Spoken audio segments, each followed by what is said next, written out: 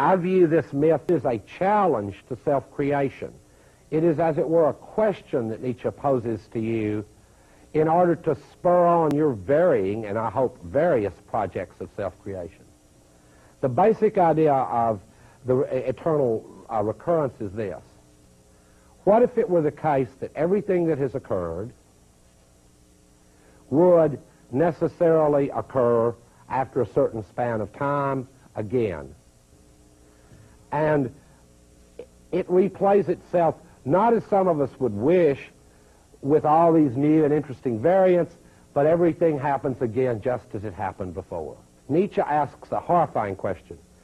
Are you leading the kind of life that once it's complete, once you're dead, that you'd be willing to lead over again and over again and over again and over again, infinitely?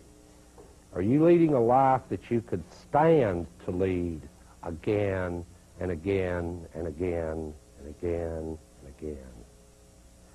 And Nietzsche considers this a horrifying question and an absolutely striking challenge. This is not an ethical theory. You know, it's not a thought experiment in a certain way like some ethical theories present where you go, well, let me see, would I do that again, that certain act? No. Are you leading the kind of life? Are you the type of person? Are you creating, as it were, the persona, the character that you want to play in a drama that will occur over and over and over and over again without any change? Well, I drive a cab, but I'm a writer, you know, like I said last time. Or the person who dies at 80, well, I sold tires well. So the question Nietzsche asks is, do you want to sell them well infinitely? And it doesn't matter whether you were a worker like that or Donald Trump. Do you want to live that glitzy, dumb life again and again and again and again and again? So the myth, as it were, of the eternal recurrence is a challenge to your self-creation to live a life so interestingly, so beautifully, so perfectly lived, that you would be willing to say yes, as Nietzsche says, to fate. To say, I love fate. I love the place where it's put me. I love even my vices, you know. This isn't about going back and fixing that up. No, I love even my vices enough to want to repeat the performance that I did this time again and again and again. And, of course, you can't avoid the sort of theatrical nature of this challenge, because it's like the challenge to write about yourself or to make of yourself a character like Hamlet. See, Hamlet's an exemplary character because people feel compelled to do what? To act the character again and again and again and again and again. And they're going to be acting it again and again when we have laser discs, and God knows, you know, who will play it next. I mean, you know, the next, Kyle MacLachlan may play a Hamlet for a version directed by David Lynch. We don't know, you know, who will play it next, but we know this, that exemplary character has been played again and again and again. This question Nietzsche finds horrifying, in part because the world has changed in such a way. And among its changes are the everyday, and I've got to mention this tension between Nietzsche and the everyday, what I call last time, sort of the everyday, boring, crappy world of the bourgeoisie, where you're bought and sold on the marketplace every day. Under those conditions, can you find a way conceivably to live that you'd be willing to do again and again and again? And as I said, I think Nietzsche has more in mind here than changing jobs. You know, you go, well, you know, Nietzsche's right. By God, I've just been in insurance too long. It's like that Monty Python skit, the guy who wants to become a lion tamer. Nietzsche's challenge is more than to change jobs from accounting to banking to even being sort of the captain of a little skiff for a year on your, you know, on your savings or whatever. It's to live a life that is in some sense, and I don't want to even, I hate to use the word art because that trivializes it, but in a way to live a life that's like a work of art, like Hamlet in the sense that you'd be willing to play that part again. Yeah, I did well enough, I want to play it again.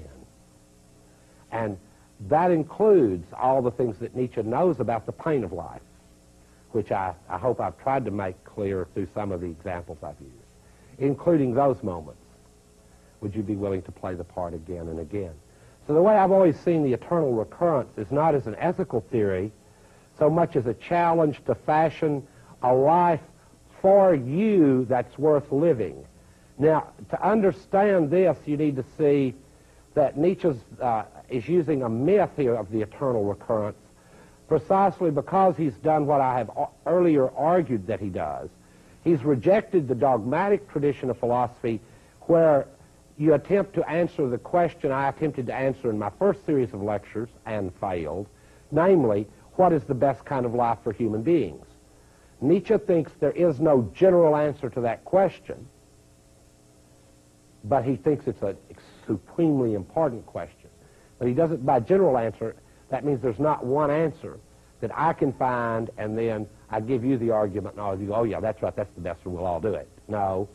This myth takes, this challenge takes place in a different narrative and with a different kind of challenge. And in a way, it puts the burden upon the reader, the interpreter, as it were, to ask the question, well, could I love fate that much? That wherever it's put me and whatever it's put before me, I'd be willing to play this drama of self-creation that I've already either attempted or escaped from over and over again. Now, I think that it is a powerful challenge. I think the more we think about it, the sort of more horrifying it becomes. Engaged in my own self-creation. Could I do this? And then my point was going to be that we are, in fact, engaged in acts of self-creation with varying degrees of consciousness that that's what we're doing. Nietzsche had the misfortune of being supremely, acutely, perhaps pathologically aware. And I mean, certainly pathologically aware, in my opinion. I think all the great theorists and philosophers and literary people, practically all of them, were delusional in one or another important sense of that word. It's okay. God, what a boring species would be without people who are delusional nuts, if you will. I was around when Martin Luther King was derided, made fun of. Of course, the moment that he was dead and the myth could be closed off, he was safely blanched out into the general culture, where now he becomes a figure for McDonald's advertising, and the picture of Martin Luther King, at one time the sort of communist, dangerous, bizarre, scary civil rights leader. It's hard to even go back there in history after all this work of social amnesia that's been performed upon us. But now that he's blanched out, safe, secure, in short, dead, then the general culture can tell new myths about him. I noted as the years went on how Martin Luther King got whiter and whiter. After his death, I mean. The pictures of him, and this is actually noticeable, became whiter and whiter. I saw him speak once when I was young, and he was an African-American man. He was very dark. He was, black. Yeah. And as the photographs of him over the years, now the one used by McDonald's, there's just a hint of skin tone there. Thinking about the great majority that toil anonymously day in and day out, it's hard to imagine a life living even the first time, not to mention twice. So the eternal return in Nietzsche, the eternal recurrence of everything, is supposed to be frightening, and also it's supposed to be a positive moment in Nietzsche. It is a positive challenge to engage consciously and self-reflectively in something you do anyway, which is in the constant act of rebuilding your persona, yourself.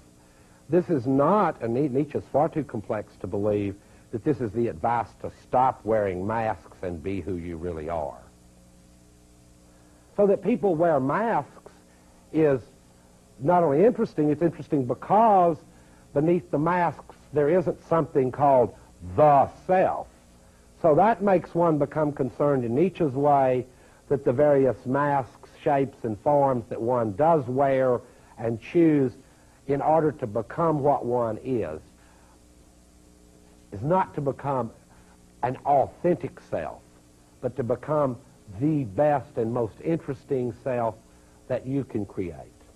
And it's not, in that sense, it does not belong to the dogmatic tradition of philosophy, because God knows what variety of selves would be created if people had the opportunity and the vision and the will and imagination to create themselves in this radically self-conscious way that Nietzsche challenges us to do in his myth of the eternal return.